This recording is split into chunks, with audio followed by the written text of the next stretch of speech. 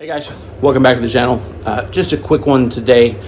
Just me, bald, no beard, because it's a nice sunny afternoon and he's probably out with the fam, because why not? We're gonna do some more brake work on the Kia. Just a quick kind of how-to today. We are going to swap rear pads.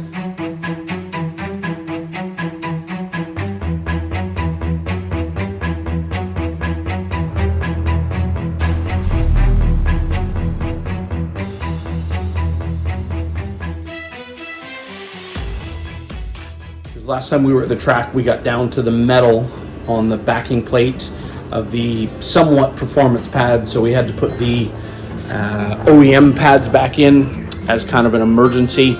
They're a little bit weak friction wise, so we have some somewhat performance pads. They're an RDA ceramic pads. Weren't that expensive. Again, we're not spending that much money on the rear brakes, guys, because as you can see, the size of the rotor compared to the front, very small, and the size of the brake pad also very small compared to the front pads. So again, I mean, I think these pads were $40, $50, and again, they should last 4 or 5 track days. The rear brakes are only doing about 20% of the work anyways. We're not going to swap the rotors because they still look pretty good. We're not getting any big vibrations. So like I said, quick video. We'll swap the rear pads, show you how to do that, because a lot of people are worried about that retracting the rear piston because it does screw in. You can buy kits to help you do that. I'll show you a little shortcut today, kind of a hack how to do that. It's really easy to do. We'll get into it. Okay, so here we go. Rear brake pads on the Kia. So pretty easy, guys. We're going to take this bolt out and this bolt out. They are 14 millimeter. Calipers are going to pop off. Take the old pads out, grease the pins, put the new pads in, away we go. Easy peasy, lemon squeezy. So these won't be too tight. A simple ratchet should be able to get those out. They're just simple 14 mil bolts.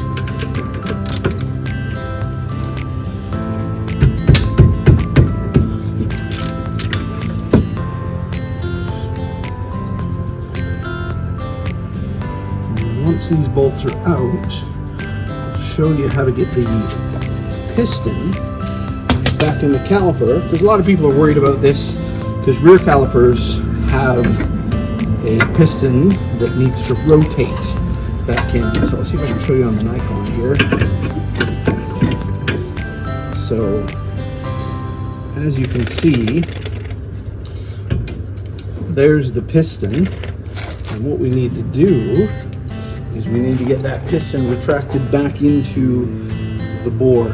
So how we're going to do this is simply with a pair of needle nose pliers. Again, you can buy a piston retracting kit that will do this. These pliers will do the same thing. I'll show you how. It's pretty simple. See those 2 slots there, one there, one there? Just put needle nose pliers in there, and then just turn until the piston is retracted back into the bore. Make sure the master cylinder has enough room so fluid doesn't come pouring out. I've already checked that. And then just rotate that piston until you have enough room to get the new pads in. It'll probably have to go in 2 or 3 full turns.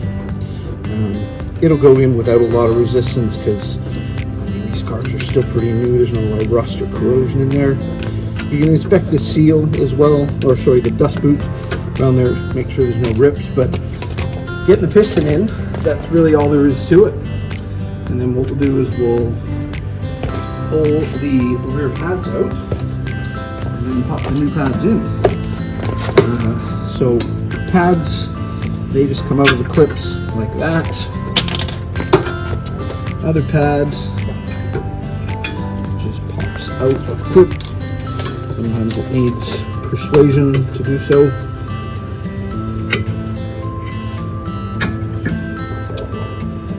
Now, these clips that are in there, when they're, your pads might come with new clips. If they do, you can use them. If they don't, you can reuse these. It's not a big deal. while you've got everything out, it's probably a good idea to grease the rear slider pins on the caliper. So there's one there, one on the bottom. They just come out. You can put a thin layer of grease over that, put them back in.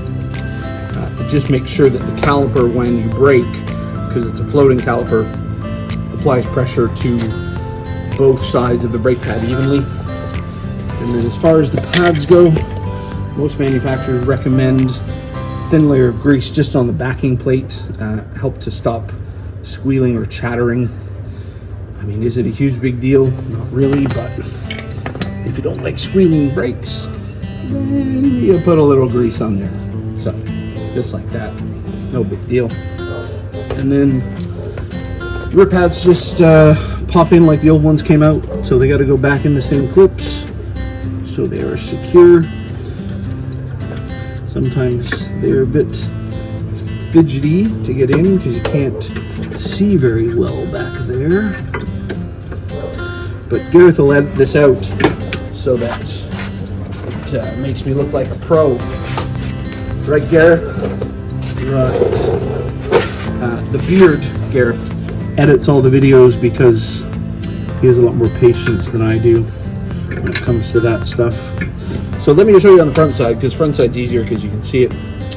So that goes in the bottom clip there, and then it will align itself in the other side, and then it just pushes in. Like I said, the back side's a little harder because you can't see. You kind of got to get your head in here a little bit. 2 hours later. Stop laughing at me, Gareth. I can hear you all the way from here, even though you're in the future and I'm in the past.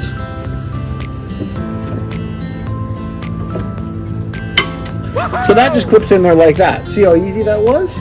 Shouldn't take you more than a couple of seconds to just pop that back in there.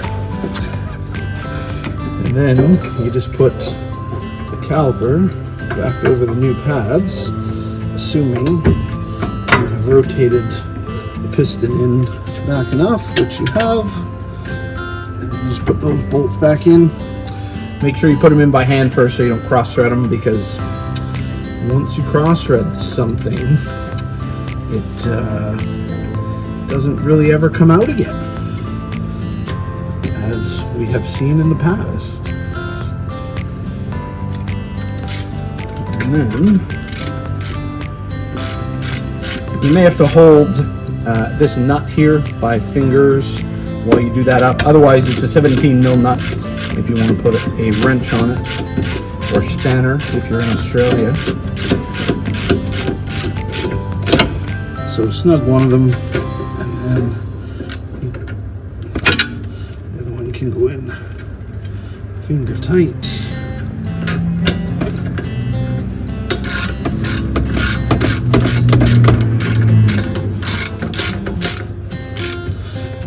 And then I'm sure there's a torque spec, but after you've done enough brakes, you know how tight things need to be. And that's all there is to rear pads, guys. Not hard. If you wanted to do the rotors as well, you would take the 2 bolts out that I took out, take the caliper off, and then there's 1 bolt there and 1 bolt there that hold the caliper assembly to the hub. Take that off, take these 2 Phillips screws out, pull the rotor off, put the new rotor on, reverse. Not much to it. Brakes are pretty easy, guys. They're just nuts and bolts, maybe 2 or 3, 4 or 5 nuts and bolts. Watch some YouTube videos.